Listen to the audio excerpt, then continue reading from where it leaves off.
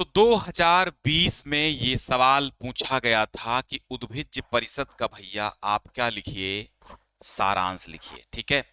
उद्भिज परिषद चैप्टर पहले बीच में कटा था, लेकिन उद्भिज परिषद इतना इंपॉर्टेंट है कि इस बार हमें ये उम्मीद है कि इसको पूछा जा सकता है। अब मेरा तो ड्यूटी है, मैं सब कुछ पढ़ाऊंगा, है ना, एक दो पढ़ा के नहीं रहूंगा। मुझे तो 12 पार्ट हैं, 12 पढ़ाने हैं, बट इंपॉर्टेंट जितने हैं वो मैं करा रहा हूं पहले ही। यानी कि लगभग 6 पार्ट 7 पार्ट इंपॉर्टेंट हैं, वो पहले कर लीजिए। तो यहां पर लिखेंगे उद्भिज परिषद। आपने जब चैप्टर पढ़ा तो उसमें ये पढ़ा कि उद्भिज का मतलब होता है वनस्पतियां, पेड़ पौधे। परिषद माने होता है सभा। तो पेड़ पौधों की जो सभा हुई थी, तो उसमें जो पीपल वृक्ष था सभी वृक्षों में महान था। तो अश्वत्थ देव ने ही उस सभा का क्या किया था, उस सभा को आयोजित किया था। और वही समझ लो हेड ऑफ डिपार्टमेंट उस समय के थे, या यूं कहे कि जो आपके पीपल देव थे वही सभा के अध्यक्ष थे। तो आप लिखेंगे कि सब प्रकार के वृक्षों के बीच में स्थित विशाल पीपल वृक्ष ने सभी पेड़ पौधों और वनस्पतियों को संबोधित करते हुए कहा। किसने कहा? मान लो जो पीपल का वृक्ष है वो क्या है, सभा का अध्यक्ष है। अब वो सभा आयोजित कर रहा है, तो उसने तमाम प्रकार के वृक्षों के बीच में जो स्थित था, और उसका नाम था अश्वत्थ देव। अर्थात पीपल का जो वृक्ष था, उस पीपल के वृक्ष ने सभी पेड़ पौधों और वनस्पतियों को संबोधित करते हुए कहा। क्या कहा? कि आज हमारी बात का जो विषय है वो मानव समाज की आलोचना समालोचना है। कि मानव समाज यानी कि मनुष्य कैसा आज हो गया है, मनुष्य की स्वार्थ परता, स्वार्थांधता कितनी बढ़ गई है, मनुष्य में कौन से अवगुण ऐसे आ गए हैं, उन सब पर समालोचना होगी, और सच्ची समालोचना होगी। वस्तुतः कहते हैं कि समस्त सृष्टि में मानव सृष्टि निकृष्टतम है। कहते हैं कि जितनी भी सृष्टि इस संसार में की गई है उसमें सबसे नीच सृष्टि है वो निकृष्टतम माने सबसे निम्नतर, सबसे नीची, वो है मानव सृष्टि। कौन कह रहा? विश्व पीपल देव कहते हैं कि समस्त प्राणियों में मनुष्य के समान धोखा देने वाला, मनुष्य के समान स्वार्थी, मनुष्य के समान मायावी, मनुष्य के समान छल कपटी, मनुष्य के समान हिंसक कौनो जीव नहीं है।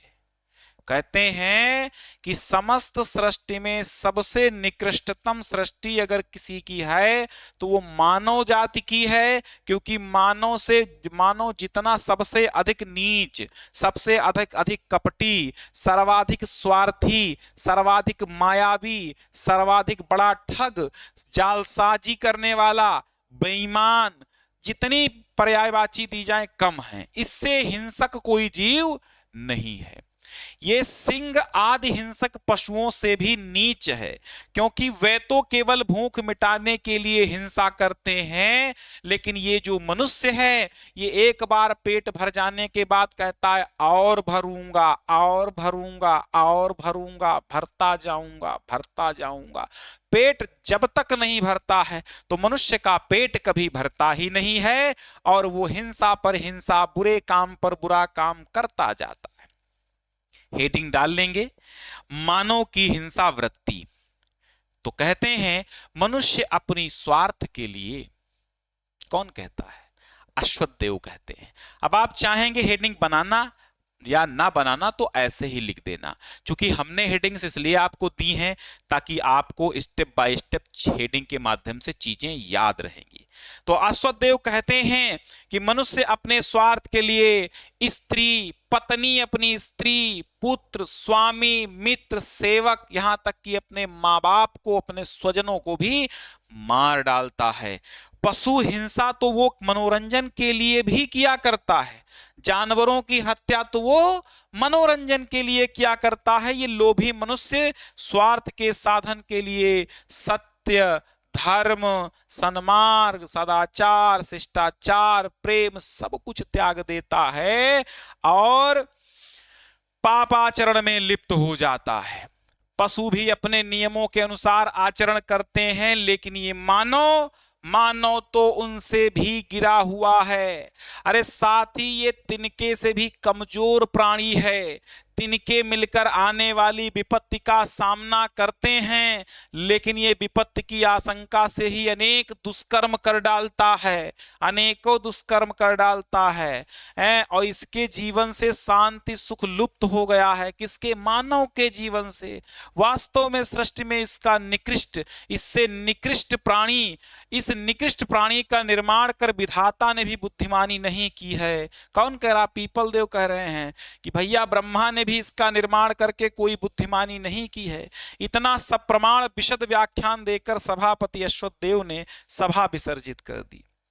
ठीक है, सभा विसर्जित कर दी। अब मानव का असंतोष, यहां पर अभी भैया ये मत लिखना, यहां पर ये आप मत लिखना, ये लाइन अंत में लिखना है। ये कहां लिखेंगे? ये अंत में आप लिखेंगे। ठीक, मानव का संतोष, अपनी अवस्था में संतोष ना प्राप्त करके मनुष्य जाति स्वार्थ साधन में निरत है। वो धर्म, सत्य, सरलता आदि मनुष्योचित व्यवहार को त्याग कर झूठ, पापाचार और परपीड़न में लगी हुई है, परपीड़न में लगा हुआ है। उनकी विषय लालसा बढ़ती जा रही है, जिससे उन्हें शांति एवं सुख नहीं मिल पाता है। अपनी अवस्था में संतुष्ट न रहने वाला पशुओं से भी मानव भला कैसे श्रेष्ठ हो सकता है, क्योंकि वह घोर से घोर पाप कर्म करने में भी हिचकिचाता नहीं है। अरे पशु से भी निष्कृष्ट और तृणों से भी निस्सार, तिनकों से भी निस्सार है मानव केवल पशुओं से निकृष्ट ही नहीं, वरन वो तिनकों से भी निस्सार है। अरे तिनके आंधी तूफान के साथ निरंतर संघर्ष करते रहते हैं और वीर पुरुषों की भांति शक्ति क्षीण हो जाने पर जमीन पर गिर जाते हैं। वे कायर पुरुषों की तरह अपना स्थान छोड़कर कभी भागते नहीं है। लेकिन मानव ये मनुष्य जो है, मन में भविष्य की शंका, भविष्य की विपत्ति की शंका करके कष्टपूर्वक जीवन जीते हैं और बदला का उपाय सोचते रहते हैं। निश्चित ही मनुष्यों से, पशुओं से भी निकृष्ट और तृणों से भी, तिनकों से भी निस्सार है। इस प्रकार अश्वत्थ देव ने हेतु और प्रमाणी द्वारा विशद व्याख्यान देकर वृक्षों की सभाओं का मतलब वृक्षों की सभा को बंद किया।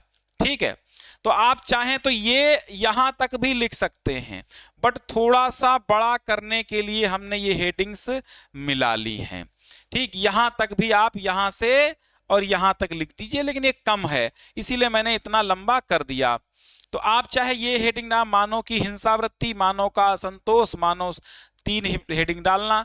तो यहां पर इस मानव की हिंसावृत्ति में यहां तक लिख देना, मानव की हिंसावृत्ति हेडिंग डाल के यहां तक लिख देना। मैं उतना ही दे दूंगा जितना आपको जरूरत है, पीडीएफ में आपको उतना ही मिल जाएगा। फिर ये मत लिखिए, फिर अगली हेडिंग डाल लीजिए, फिर ठीक अगली हेडिंग, 2 हेडिंग्स जो हैं वो डाल लीजिए, बस आपका कंप्लीट हो जाएगा ये आपका यानी उद्भिज्ज परिषद। इसके बाद आपका तीसरा चैप्टर होगा नैतिक मूल्यानि। ठीक है,